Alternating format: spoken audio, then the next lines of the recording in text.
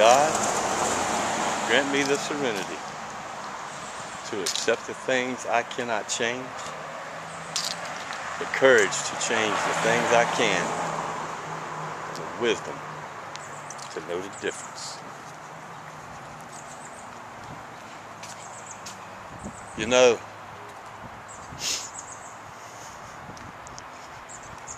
the evil in the world can show up in many different shapes and forms and sizes. Being in recovery, evil can appear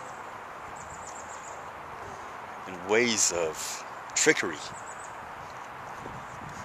You know, I've said this before, I will continue to say it, but my higher power, the universe, God, has taken away my urges, my desires of alcohol and drugs. There's just, I mean, it's I can laugh at it now because of how far I've gotten in my recovery, but I mean, I can honestly say that it's the furthest thing from my mind. But being in recovery, I always have to watch out for the triggers and my surroundings, because that evil can appear and try to trick me into saying, "Come on, Ken. Come on, Big Daddy Harvey. You know you can have this beer. It's not gonna hurt nothing. It's just one. Well, hey, man, just one line. What is one line gonna do? I'll hurt you, man." But see, I know. I've read enough material. I've been to enough meetings. I've talked to enough people in recovery that have many, many, many more years of sobriety than I do. And I know all it takes is one. It's right back where you started from.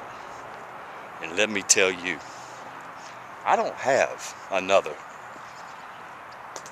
beginning recovery program inside me. My desire is to abstain and be abstinent from all alcohol, drugs, and other issues that I've had in my life. So watch out for the evils of the world, the temptations. That little devil, you know, that sits on your shoulder,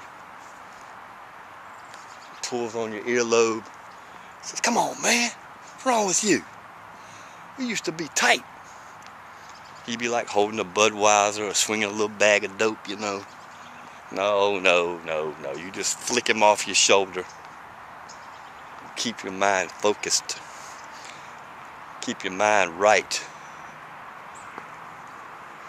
But I said all of that to get to this point, is when you become spiritually fit, when you become morally fit again, and you have a good sponsor like I do, and I'm sure many, many of you do out there, and you have a good recovery program, and you work the steps, and you apply them, the steps and the principles, into your daily life,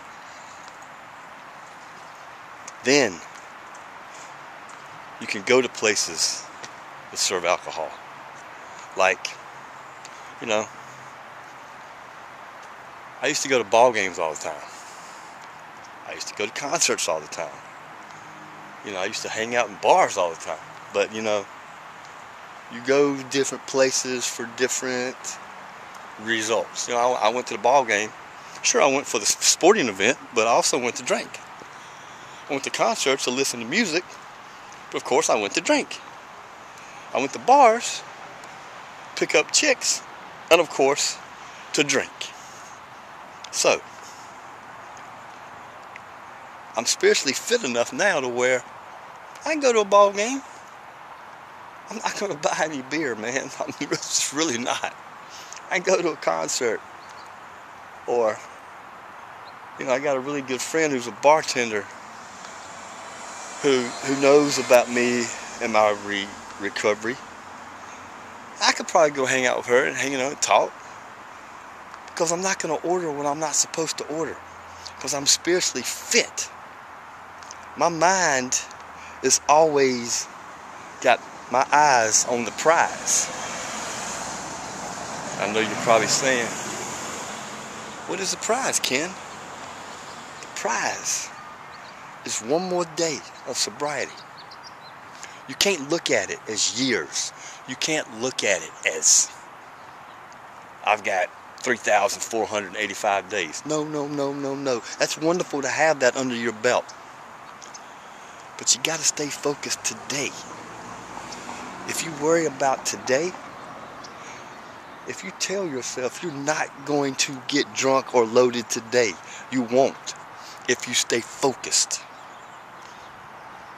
That's why you got to get spiritually fit. You got to get morally fit. Like when you go to the gym and you work out and you get your body and you're feeling strong. That's how you got to feel inside. That's how you want your spirituality to feel. That's how you want your heart and soul to feel. That's how I feel.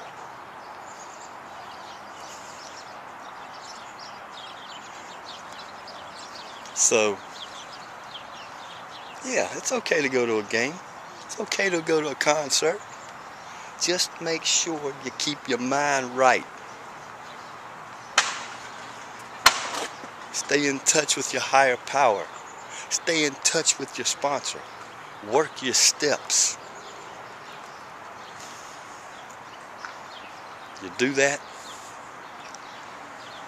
you'll stay sober one more day. One day at a time.